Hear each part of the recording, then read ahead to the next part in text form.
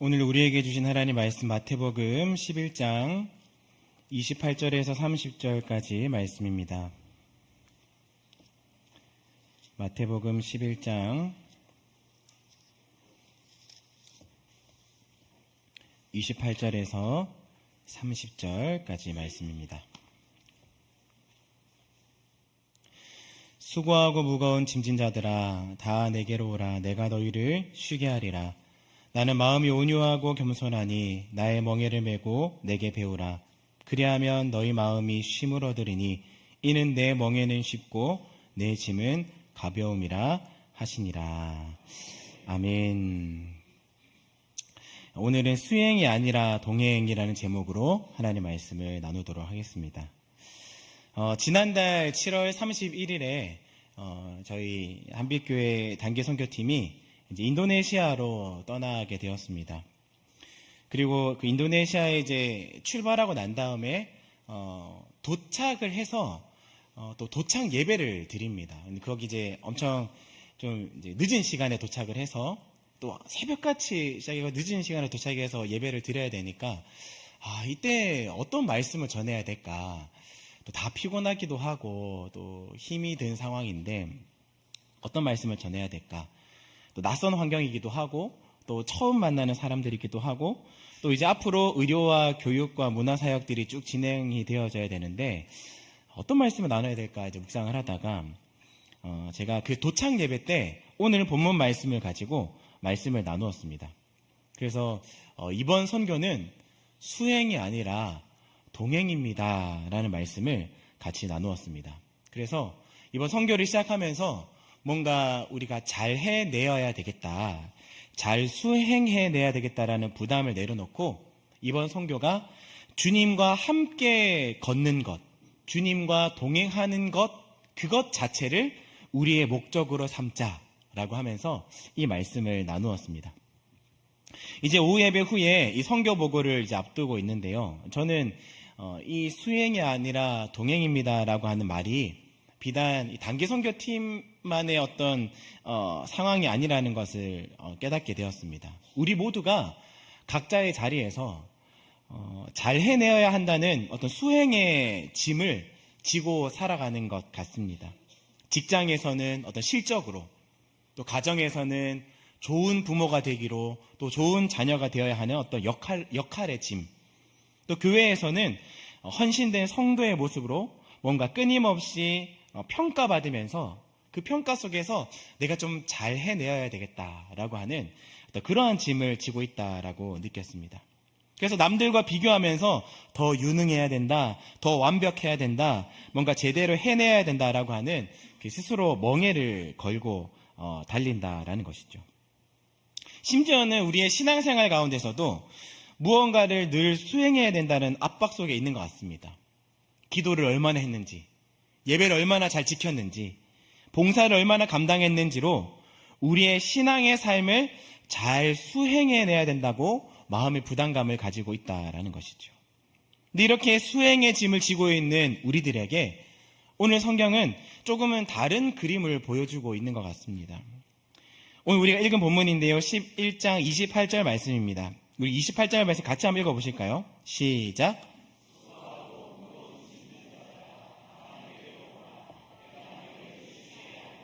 아멘.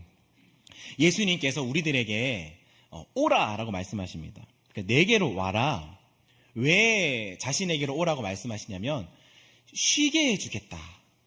너희들에게 쉼을 주기 위함이다 라고 쉼을 주기 위해서 자신에게로 오라고 하시는 것이죠. 그러면 우리들에게 왜 쉼을 주시겠다고 하시는 것입니까? 우리가 무거운 짐을 지고 있기 때문에 우리가 그냥 보면은 그냥 다 가볍게 살아가고 계신 것 같지만 그 어떤 누구도 짐을 지고 살아가지 않는 사람은 아무도 없는 것 같습니다. 누군가에게는 분명한 무거운 짐들을 지고 있기 때문에 오늘 주님께서 이 말씀을 통해서 자신에게로 오라 말씀하시는 것이죠. 그래서 쉼을 주겠다라는 것입니다. 그런데 이어서 주님이 자신에게로 와라, 너희들 무거운 짐을 지고 있으니까 내가 쉼을 주겠다 말씀하시면서 29절에 이런 말씀하십니다. 나는 마음이 온유하고 겸손하니 나의 멍에를 메고 내게 배우라. 그리하면 너희 마음이 쉼을 얻으리니. 예수님이 오라고 하셨습니다. 그리고 쉬게 해주시겠다면서. 그런데 예수님한테 가니까 예수님이 뭐라고 말씀하시냐면 이제 왔니?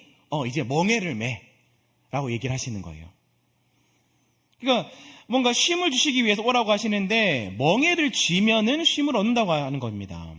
무거운 짐을 지고 있는 사람들이 뭔가 쉼을 준다는 것은 무거운 짐을 이제 벗게 해주겠다는 건 말씀 아니었을까요?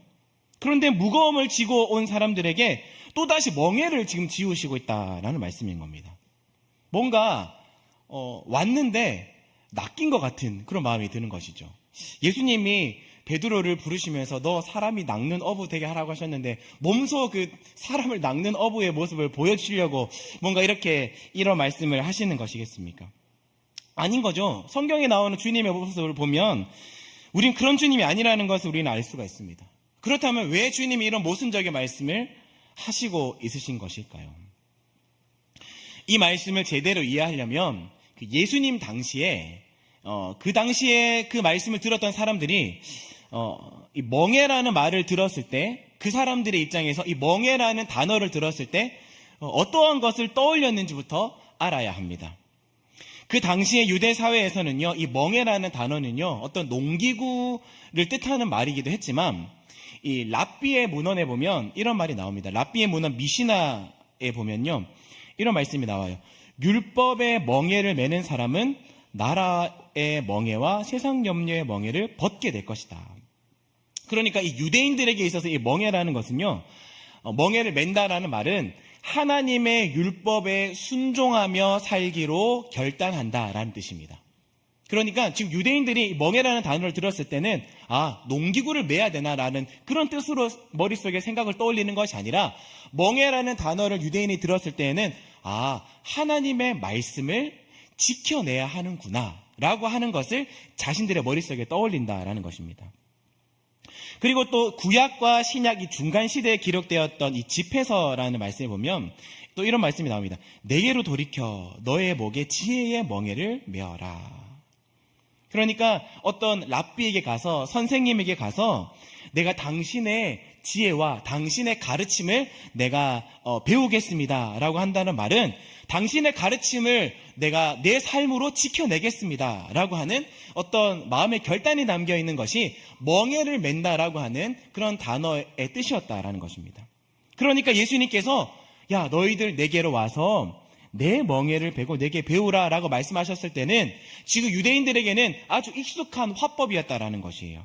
그래서 이제 예수님께서 가르쳐 주시는 그 멍에를 메고 하나님의 명령, 하나님의 율법을 우리가 지켜낼 때 비로소 예수님이 주시는 쉼을 얻을 수 있구나라는 것을 이제는 그 말씀을 듣고 있는 유대인들이 이제 떠올리게 되었다라는 것입니다. 그런데 주님께서는요, 여기서 이야기하는 이 멍에라는 단어를 두 가지로 이야기를 하세요. 하나는 무거운 짐이라고 하는 단어로 표현하시고 하나는 내 멍에라는 단어로 표현하시고 있는 것입니다. 그래서 이 무거운 짐이라고 하는 것은 제가 오늘 설교 제목에 말씀드렸듯이 이 수행하는 것이라고 여긴다면 내 멍에, 주님께서 말씀하셨던 내 멍에를 표현한다면 제가 동행이라고 표현을 해본 것입니다. 먼저는 이 무거운 짐에 대해서 한번 살펴보겠습니다. 당시 사람들이 알고 있었던 이 율법의 멍에는요, 가면 갈수록 무거워지는 멍에였습니다. 그러니까 바리새인들이 율법을 지키겠다면서 무려 613가지의 율법 세부 조항을 만들어내었고, 그리고 안식일 한정, 안식일에만 39가지 금지 노동을 세세하게 규정하였다라고 우리는 또 알고 있습니다. 여담이지만 당시 랍비들이 이런 논쟁까지 있었다고 합니다. 안식일에는 거울도 보지 마십시오. 이런 얘기를 했대요. 왜 거울을 보지 말아야 하냐면 거울을 보다가 우리가 흰머리를 발견해서 그 흰머리를 뽑게 되면 이것이 추수, 흰머리를 뽑아내는 추수의 개념으로 받아들여서 이거는 추수의 노동이다. 흰머리를 뽑아내는 추수의 노동이다라고 여겨서 이것은 당신 안식일을 어기는 것입니다라고 이야기를 했다고 합니다. 그래서 거울을 보지 말라고 이야기를 했대요. 거기 관련된 수많은 여러 가지 재미있는 일화들이 있지 않습니까? 그러니까 이 주일, 안식일에는 안식하기 위해서 쉼을 주시려고 주신 것이 이 거울조차 보는 것조차도 조심스러운 어떤 무거운 짐이 되어져 버렸다라는 것이죠. 이것이 바로 이 수행의 멍에입니다. 얼마나 정확하게 규정을 지켰는지로 나의 신앙, 나의 수준이 매겨지는 그런 삶인 것이죠. 예수님은 지금 그러한 현실을 정확하게 지적하시면서 무거운 짐을 지고 있는 자들아, 율법의 그 무거움을 짐을 지고 있는 자들아, 다 내게로 와라 말씀하시는 것입니다. 마태복음 23장 4절 말씀 보시면요, 이런 말씀이 나옵니다. 또 무거운 짐을 묶어 사람의 어깨에 지우되 자기는 이것을 한 손가락으로도 움직이려 하지 아니하며 라는 말씀하시면서, 이 말씀은 예수님께서 바리새인들에게 하시는 말씀이시거든요. 그러니까 바리새인들이 당신들은 주변에 있는 자신의 가르침을 받는 많은 사람들의 어깨에 이런 무거운 짐들을 짊어지게 만들고 있습니다 라는 것입니다. 바리새인들은 율법을 가르치는 사람들 아니었습니까? 그런 율법을 가지고 그들의 어깨에 무거운 짐, 이 수행의 멍에를 지었다 말씀하시고 있는 것이죠. 훗날 베드로도 이런 얘기를 합니다. 사도행전 15장 10절 말씀 보면요, 그런데 지금 너희가 어찌하여 하나님을 시험하여 우리 조상과 또 우리도 능히 매지 못하던 멍에를 제자들의 목에 두려느냐. 예수님도 베드로도 이 율법의 멍에를 이야기하고 있는 것이죠. 물론 모든 것은 처음에는 하나님의 사랑에서 시작한 규정이었을 것입니다. 그런데 이 규정이 쌓여서 나중에는 오히려 사람을 찌르는 칼이 되고 사람들의 어깨를 짓누르는 무거운 짐이 되어버렸다라는 것이죠. 우리들은 어떻습니까? 오늘날을 살아가고 있는 우리들도요, 마찬가지라는 것입니다. 사랑과 또 하나님께 주시는 그런 귀한 마음을 가지고 시작한 헌신과 사역인데, 어느 순간 내가 이만큼 해내야지 인정받고 이번 선교에서는 내가 반드시 성과를 내어야 한다라는 어떤 수행의 멍에로 변해버릴 때가 있다라는 것입니다. 그러니까 선교든 봉사든 사역이든 신앙생활이든 얼마나 잘 해내었는가, 얼마나 수행해내었는가로 채점되는 순간 그것은 은혜가 아니라 무거운 짐, 수행이 된다라는 것입니다. 이런 수행의 멍에를 메고 나면요, 반드시 두 가지 결과로 나아가게 됩니다. 하나는 우리가 이 수행의 짐을 잘 수행해내고 나면요, 우리 마음이 어떤 마음이 들까요? 교만한 마음이 드는 겁니다. 아, 내가 해내했어. 나는 이만큼 해낸 사람이야. 그러면서 나는 이만큼 해내었으니까 이 기준을 가지고 다른 사람들에게 잣대를 들이미는 것이죠. 나는 이만큼 했는데 당신은 뭐합니까? 나는 이만큼 이러한 일들을 해냈는데 당신은 무엇 하고 있습니까? 판단하게 된다는 것입니다. 이것이 첫 번째고요. 두 번째는 못 해냈다고 느끼게 되면 이제 여기에서는 죄책감에 눌려버리는 것입니다. 절망에 빠지게 되는 것이죠. 그래서 두 가지이지만 그 결과는 하나입니다. 하나님 앞에 나아가는 것 자체가 두려워지고 하나님과 멀어지게 된다라는 사실입니다. 바리새인들이 그렇지 않습니까? 그들이 자신들은 율법의 613가지 조항을 다 지켰다고 자부하면서도 다른 사람들을 정죄했지만 정작 그들의 마음은 하나님과 가장 멀리 있었다라는 것이죠. 그러니까 수행의 이 짐은요, 멍에는요, 우리를 하나님과 가까이 데리고 가는 것처럼 보이지만 사실은 하나님과 나 사이에 수행이라는 벽을 하나 쌓아 올리게 되는 일이다라는 것입니다. 교회 안에서도 우리에게 이러한 일이 충분히 일어날 수 있게 되어서 우리가 교만할 수 있고 우리가 자책하게 되면서 하나님과 멀어지게 될 수 있다라는 사실입니다. 왜 이렇게 은혜로 시작한 자리에서 이렇게 마음이 힘들어지고 하나님과 멀어지는 일이 되어버릴까요? 나를 증명해내려고 하는 그 수행의 멍에를 우리 어깨에 짊어버렸기 때문에 그렇다라는 것입니다. 그러니까 처음에 말씀드렸던 이 무거운 짐을 지금 어깨에 메고 있기 때문에 그런 것입니다. 오늘 본문 11장 25절 말씀에 보면요, 우리가 읽진 않았지만 이런 말씀이 나옵니다. 지혜롭고 슬기 있는 자들에게는 숨기시고 어린 아이들에게는 나타내시면 감사합니다라는 말씀 예수님께서 하세요. 그러니까 지금 지혜롭고 슬기 있는 자들에게 숨기셨다고 말씀하시지 않습니까?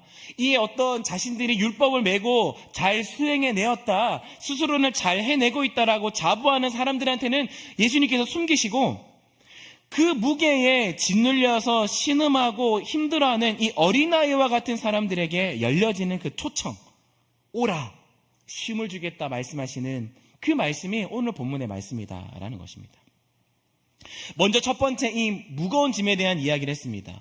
예수님께서는 이 무거운 짐, 이 수행의 멍에를 벗게 해주시겠다라고 말씀하시면서 이제는 자신의 멍에를 이야기하세요. 주님의 멍에를 지어라, 내 멍에를 지어라 말씀하시면서 우리 11장 30절인데요. 30절 같이 한번 읽어보실까요? 30절 시작.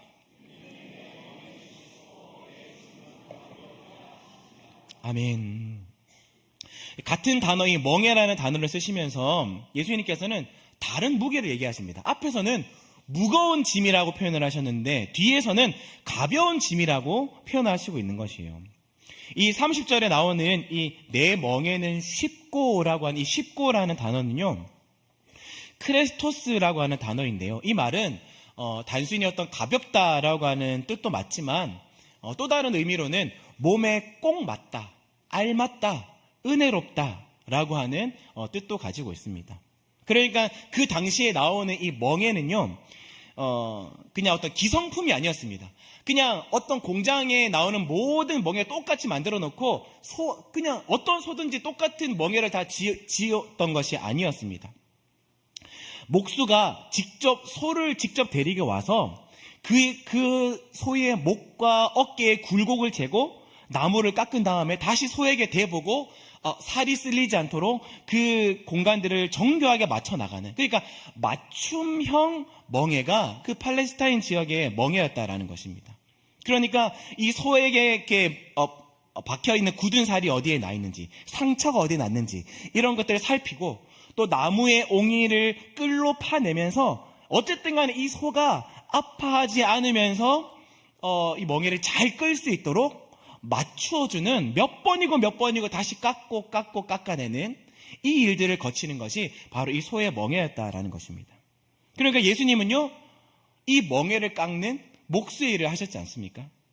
그러니까 내 멍에는 너희들에게 꼭 맞다라는 말씀을 하신다는 것은 내 멍에는 크리스토스, 가볍다, 너희들에게 딱 맞고 알맞은, 너희들이 감당하기에, 너희들이 매기에 가장 좋은 그런 멍에를 너희들에게 매게 한다라는 말씀이 이 말씀에 담겨 있는 것입니다. 그러니까 목수의 손길로 각각 사람들의 짐, 각각 사람들의 어깨를 명확하게 알고 맞춰서 주시는 주님의 마음이 담겨 있는 것이 바로 이 멍에, 가벼운 멍에라는 단어의 뜻입니다.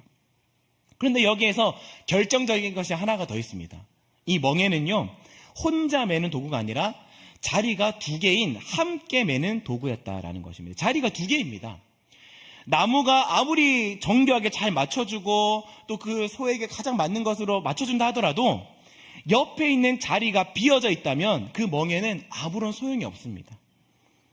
예수님이 내 멍에를 매라라고 하신 것은 자신이 바로 그 반대편 자리에 서 주시겠다라고 하시는 예수님의 초청인 것이죠. 그러니까 멍에가 가벼운 이유는요, 어떤 규칙이 적고 우리가 지켜내야 될 율법들의 조항들이 적어지는 이유가 아닙니다. 그 멍에의 반대편에 계시는 분이 누군가에 따라서 이 짐이 가벼우냐 무거우냐 결정된다라는 것이죠. 그 당시의 랍비들은요, 사람들 위에 군림하는 권위자들이었습니다. 얼마나 많이 아는지, 얼마나 정확하게 규정을 해석하는지로 그들의 서열과 권위가 결정되어졌습니다. 그런데 예수님은 자신을 소개하실 때 어떤 지식이나 권위를 가지고 소개하시는 것이 아니라 29절에 나는 마음이 온유하고 겸손하다, 온유와 겸손을 말씀해 주시고 있다라는 것이죠. 우리가 삶의 이 무거운 짐에 짓눌려서 잠시 걸음을 멈추고 주저앉았을 때는 세상 사람들이 그 주저앉은 사람을 보고 이렇게 얘기하는 겁니다. 야, 빨리 정신 차려. 너 빨리 일어나. 너 빨리 더 멍에를 가지고 밭을 갈아야지. 이라면서 채찍질을 하고 이렇게 세우는 것이죠. 그런데 멍에의 반대편에 서 계신 주님은 온유하고 겸손하신 분이십니다. 그래서 우리가 주저앉으면 우리 주님도 같이 걸음을 멈추시고 우리의 가쁜 숨이 가라앉을 때까지 기다려주시는 분이 내 옆에서 같이 짐을 지고 계시는 우리 주님이시다라는 것이죠. 이것이 이 수행의 멍에와 동행의 머리가 근본적으로 다른 지점입니다. 수행의 멍에는요, 네가 해내라라고 말하면서 강요하고 책찍질하고 정죄하지만 이 동행의 멍에는요, 내가 너와 함께 하겠다고 말씀하시면서 옆에 자리를 지켜주시고 멈추셔서 기다려주시고 끝까지 포기하지 않고 함께 하여 주시는 은혜가 있는 곳이 바로 이 동행의 멍에였다라는 것이죠. 그래서 바울은요, 훗날에 이렇게 표현합니다. 갈라디아서 2장 16절 말씀 보시면 이렇게 나와요. 우리가 율법의 행위로서가 아니고 그리스도를 믿음으로써 의롭다함을 얻으려 함이라. 우리를 하나님 앞에 세우는 것이 우리가 얼마나 잘 수행해내었는가가 아니라 그리스도를 얼마나 믿었는가, 그리스도와 함께 얼만큼 시간들을 보내었는가, 그 주님을 의지하고 신뢰하였는가라고 하는 그 사실 자체에 있다라고 하는 것이죠. 그래서 여러분, 쉼을 얻는다는 것은요, 완전히 우리가 지고 있는 짐이 다 사라진다는 뜻이 아닙니다. 본문을 다시 한번 보십시오. 예수님은 짐을 내려놓으라라고 말씀하시지 않으시고 내 멍에를 메라라고 말씀하시는 겁니다. 그러니까 예수님의 쉼은요, 없어지는 쉼이 아니라 혼자 지지 않아도 되는 쉼이 된다라는 것이에요. 그 시각장애인들 중에 보면 마라톤 하시는 선수들이 있습니다. 이들의 속도가요, 보통 일반 우리 아마추어 선수들보다 빨라요. 왜냐하면 그들은 시각장애인임에도 불구하고 온전한 자신의 속력을, 자신의 실력을 낼 수가 있기 때문에 그렇죠. 그런데 어떻게 시각장애인 마라톤 선수가 자기가 낼 수 있는 온전한 속력을 낼 수가 있을까요? 여러분, 앞이 눈을 가려놓고 여러분 최선을 해서 쭉 직진하시면 됩니다, 쭉 달리십시오라고 했을 때 여러분 눈 가리고 정말로 빨리 달려가실 수 있으시겠습니까? 없습니다. 얼마나 무섭습니까? 안 보이는데요. 근데 일직선이 아니에요. 마라톤입니다. 코스가 있는 거예요. 그런 코스가 있는 상황 속에서 이 시각장애 마라톤 선수들이 어떻게 자신의 속력을 낼 수가 있을까요? 마라톤 선수는 혼자 달리지 않습니다. 옆에 가이드 러너라고 하는 동반주자가 있어요. 그래서 손목에 짧은 끈을 하나를 묶고 처음부터 끝까지 보폭을 맞춰서 달립니다. 이 가이드 러너는요, 옆에서 장애물이 있으면 장애물이 있다고 얘기를 해주고, 커브를 틀어야 되면 커브를 틀어야 된다고 말해주고, 급수대 위치가 있으니까 자, 여기서 이제 급수해야 된다고 미리 알려주고 방향을 잡아주는 일을 하는 것입니다. 가이드 러너가 더 실력이 있다고 더 앞장서서 막 빨리 달려나서 끌어내지 않습니다. 이 시각장애인 마라톤 선수가 달리는 그 보폭과 속력에 맞추고, 그가 이렇게 휘두르는 팔의 그 타이밍도 잘 맞추어서 이 마라톤 선수가 절대로 지장 가지지 않도록 옆에서 그것을 도와주는 일을 하고 있다는 것입니다. 이 마라톤 선수들이 마라톤의 경주를 마치고 난 다음에 인터뷰를 하면 한결같이 하는 말이 있다고 합니다. 처음에는 무서웠대요. 앞이 안 보이니까. 그런데 내가 보지 못하는데 어떻게 전속력으로 달릴 수 있었냐면, 자기에게 묶고 있는 이 끈을 믿게 되었을 때부터 내 옆에 달리고 있는 이 가이드 러너를 온전히 신뢰하면서부터 그는 자신이 전속력을 낼 수가 있었다라고 이야기를 하는 것입니다. 거기다가 오르막을 지나서 막 힘든 코스가 왔을 때, 이제는 마지막 막판 스퍼트를 달려야 될 때, 숨이 턱까지 차올랐을 때 옆에 손목에 묶여있는 그 끈을 통해서 이 옆에 뛰고 있는 가이드 러너의 거친 숨소리와 그의 심방박동도 그대로 전해져 온다고 이야기를 해요. 그러면서 나는 혼자 뛰고 있는 것이 아니구나, 이 사람도 나와 함께 지금 이 힘든 코스를 가고 있구나, 그 사실 하나만으로 다시 뛸 수 있는 힘이 생겼다라는 것입니다. 여러분, 두려움이 사라진 것이 아니에요. 그 두려움보다 이 끈을 붙잡고 있는 손을 확신하고 있는 그 확신과 믿음이 더 커진 것입니다. 이것이 바로 수행과 동행의 차이인 거예요. 수행은요, 어쨌든 간에 내가 넘어지지 않으려고 애를 써보고 힘을 다해서 혼자 버티는 것이고, 동행은요, 옆에 계신 분의 손을 붙잡고 그분의 속도에 나를 맡기는 것입니다. 예수님의 멍에도 마찬가지입니다. 그분이 우리의 짐을 대신해서 없애주시는 것이 아니라 우리와 함께 나란히 묶여져서 우리의 방향을 잡아주시고, 우리가 흔들릴 때 그 끈으로 우리를 붙잡아 주시며 우리의 멍에를 함께 지시면서 함께 숨을 쉬시고 함께 그 예수님의 심장 박동을 느낄 때 우리는 다시 그 길을 걸어갈 수 있는 힘을 얻게 된다라고 하는 사실입니다. 그래서 여러분, 오늘 이 말씀 앞에서 우리 각자에게 물어야 할 질문이 하나 있습니다. 그것은요, 여러분들의 삶을, 여러분들의 신앙을, 여러분들의 사역을 수행하고 있습니까? 아니면 동행하고 있습니까? 이번 인도네시아 선교를 시작하면서 수행이 아니라 동행합시다라고 다짐을 했습니다.